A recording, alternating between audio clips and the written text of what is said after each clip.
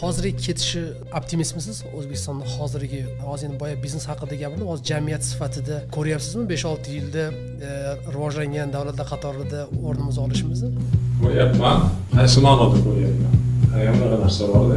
Pessimist bo'lish mumkin, optimist bo'lish mumkin. Tanlov har doim bor. Tanlovingizga qarab turib, o'sha yoqqa qarab ketaverasiz-da. Siz bugun realist bo'ling bugun. Yo'q, men realist emasman. Chunki bu narsani guvoh bo'lmayman. Kerak bo'lsa, masalan, ozgina o'sha diniy narsani qo'shadigan bo'lsa, Alloh o'sha gapirgan o'sha gaplardan bandan qilgan tomonni gumondaman. Bandanning gumoni tomondaman. Xuddi shunaqa faqat Allohga nisbatan emas. Har qanday holat, har qanday vaziyat kelajak ham biz uni qanday gumon qilsak, o'sha tarafga qarab o'zgara boshlaydi. Shundan har doim yaxshi narsani gumon qilaman, O'zbekistonimizni kelajagiga nisbatan chiroyli tasavvurlarim bor. Shuning uchun ham farzandlarim ham, oilam ham hammasi O'zbekistonda.